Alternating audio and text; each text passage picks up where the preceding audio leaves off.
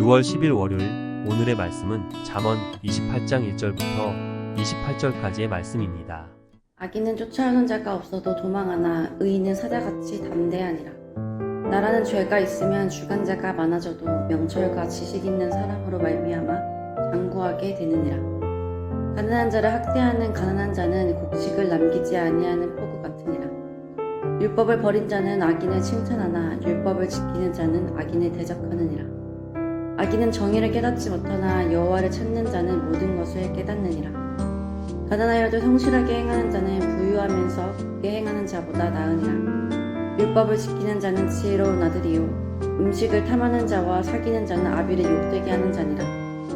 중한 별리로 자기 재산을 늘리는 것은 가난한 사람을 불쌍히 여기는 자를 위해 그 재산을 저축하는 것이니라. 사람이 귀를 돌려 율법을 듣지 아니하면 그의 기도도 가증하니라. 정직한 자를 악한 길로 유인하는 자는 스스로 자기 함정에 빠져도 성실한 자는 복을 받느니라. 부자는 자기를 지혜롭게 여기나 가난해도 명철한 자는 자기를 살펴 아느니라. 의인이 득이하면 큰 영화가 있고 악인이 일어나면 사람이 숨느니라. 자기의 죄를 숨기는 자는 형통하지 못하나 죄를 자복하고 버리는 자는 불쌍히 여김을 받으리라. 항상 경외하는 자는 복되거니와 마음을 완악하게 하는 자는 재앙에 빠지리라. 가난한 백성을 압제하는 악한 관원은 부르짖는 사자와 줄인 곰 같으니라. 무지한 치리자는 포악을 크게 행하거니와 탐욕을 미워하는 자는 장수하리라. 사람의 피를 흘린 자는 함정으로 달려갈 것이니 그를 막지 말지니라. 성실하게 행하는 자는 구원을 받을 것이나 굽은 길로 행하는 자는 곧 넘어지리라.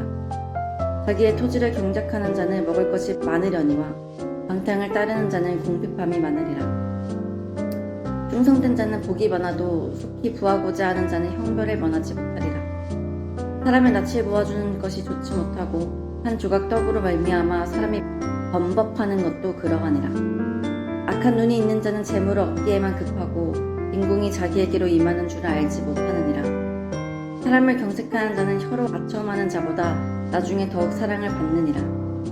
부모의 물건을 도둑질하고서도 죄가 아니라 하는 자는 멸망받게 하는 자의 동륜이라.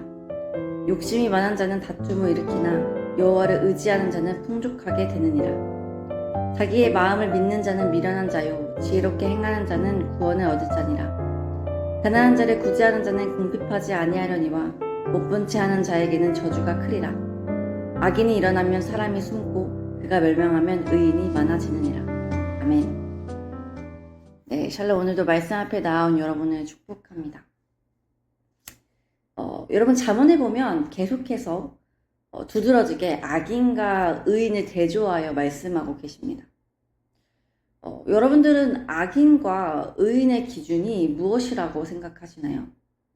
어떤 사람을 악인이라 말하고 어떤 사람을 의인이라 말할 수 있을까요? 오늘 말씀 하반절에 보면 가난한 백성을 압제하고 사람의 피를 흘리고 굽은 길로 행하고 악한 눈을 가지고 욕심대로 사는 자들의 모습을 악인이라고 말씀하고 있습니다. 성경도 우리도 이러한 자들을 다 악인이라고 할 것입니다. 그렇다면 이들은 왜 이렇게 살아가고 있을까요? 바로 이들에게는 삶의 기준이 없기 때문입니다.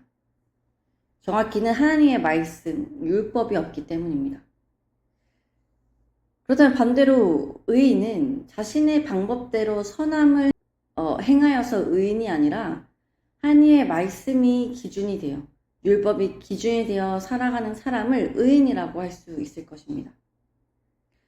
4절을 보니 율법을 버린 자는 악인을 칭찬하나 율법을 지키는 자는 악인을 대적하느니라 라고 말씀합니다. 그런데 여러분, 많은 그리스도인들이 이 율법에 대해서 굉장히 딱딱하고 강압적이고 또 사랑이 메마른 것이라고 생각합니다. 그래서 그리스도인들조차 율법을 버리면 자유로워질 것이라고 생각하는 경우가 많습니다. 그러나 여러분, 율법은 그런 것이 아닙니다. 하나님께서 우리에게 율법을 주신 이유는 우리의 죄를 깨닫게 하시기 위함입니다. 우리가 율법을 멀리하는 것이 바로 이 때문이겠죠. 율법을 통해 우리의 양심이 계속해서 찔려서 그 때문에 우리가 자유롭지 못하다고 느끼는 것입니다.